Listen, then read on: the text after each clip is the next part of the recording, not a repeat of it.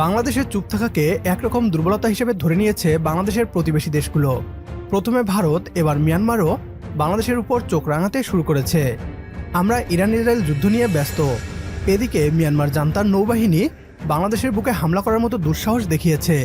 নাপ যুদ্ধের 23 বছর পর আরও একবার নাপ নদীতে মুখোমুখি বাংলাদেশ এবং মিয়ানমারের নৌবাহিনী। হয়তো অনেকেই ভাবছেন গৃহযুদ্ধে জর্জরিত মিয়ানমার হঠাৎ কেন বাংলাদেশকে আক্রমণ করতে যাবে।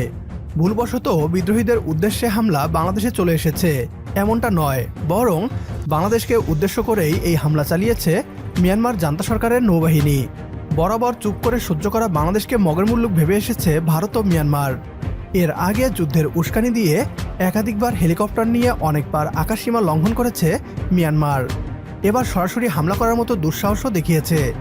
2001 সালের পর আরও একবার নাপ নদীতে উত্তেজনা সৃষ্টি করেছে মিয়ানমার। কেন মিয়ানমার জান্তার নৌবাহিনী নাপ নদীতে বাংলাদেশকে টার্গেট করেছে?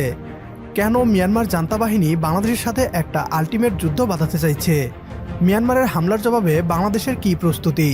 সেনাপ্রধান মিয়ানমারকে নিয়ে কী হুঁশিয়ারি দিয়েছে? আপনার এই প্রশ্নগুলোর উত্তর জানাবো বিডিটিউবের আজকের এই ভিডিওতে। নাপ নদী নিয়ে বাংলাদেশ ও মিয়ানমারের উত্তেজনার ঘটনা নতুন নয়। বাংলাদেশ ও মিয়ানমারের সীমানা নাপ নদীর মাঝ বরাবর ধরা হলেও মিয়ানমার পুরো নাপ নদীকেই নিজেদের দেশের অংশ হিসেবেই দাবি করে এসেছে। নাপ নদী এবং এর আশেপাশে থাকা প্রাকৃতিক সম্পদের পুরোভাগই চায় মিয়ানমার। আর এই নাপ নদী নিয়েই 2001 সালে বাংলাদেশ আর মিয়ানমারের মাঝে নাপযুদ্ধ শুরু হয়। যুদ্ধে পরাজিত হয়ে নদীর মাঝ বরাবর সীমান্ত হিসাবে সাময়িকভাবে মেনে নেয় মিয়ানমার।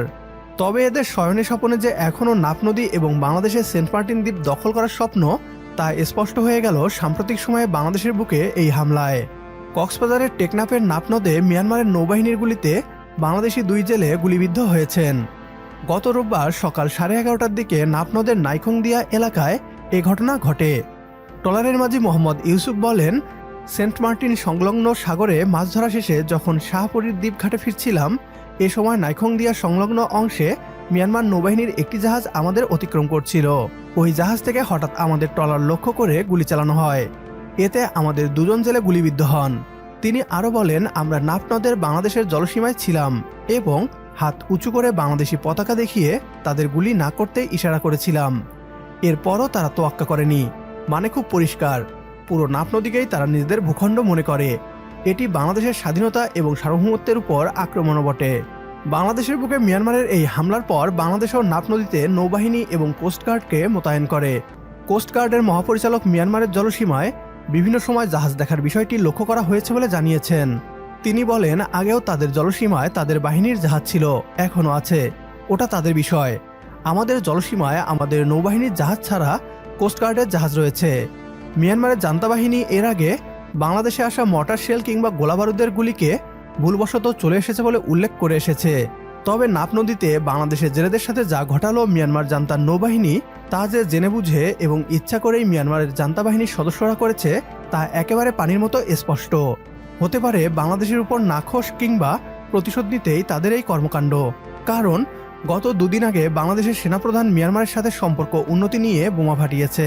মিয়ানমারের সাথে বাংলাদেশের সম্পর্ক কখনো ঘনিষ্ঠ হবে না উল্লেখ করে তিনি বলেন, সম্পর্ক উন্নয়নের জন্য কাজ করছে বাংলাদেশ সেনাবাহিনী।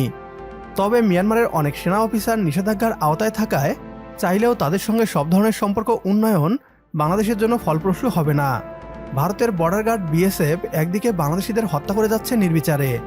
বাংলাদেশ চুপ থেকে পাল্টা জবাব না দিয়ে ভারতীয় বিএসএফের সাহসকে আরও বৃদ্ধি করিয়েছে। এবার মিয়ানমারও বাংলাদেশকে দুর্বল ভেবে একই পথে হাঁটছে। তারা সরাসরি যুদ্ধে না গিয়ে বর্ডারে কৃষক অথবা জেলেদের উপর গুলি চালাবে। সময় এসেছে বাংলাদেশ বর্ডার গার্ড এবং কোস্টগার্ডকে সি অ্যান্ড শুটের অনুমতি দেয়ার। লোহাকে কাটতে হলে লোহার প্রয়োজন। ভারত ও মিয়ানমারকে সোজা করতে হলে ভদ্র কূটনৈতিক ভাষায় নয়, বরং লাশের বদলে লাশ উপহার দিতে হবে। আমার সাথে যদি আপনি একমত হন, তাহলে কমেন্ট বক্সে ইয়েস লিখে জানিয়ে দিন আমাদের। সেই সাথে ভিডিও শেয়ার করে দেখার সুযোগ করে দিন আপনার বন্ধুদের। পরবর্তী ভিডিও দেখার আমন্ত্রণ জানিয়ে বিদায় নিচ্ছি আজ। আল্লাহ হাফেজ।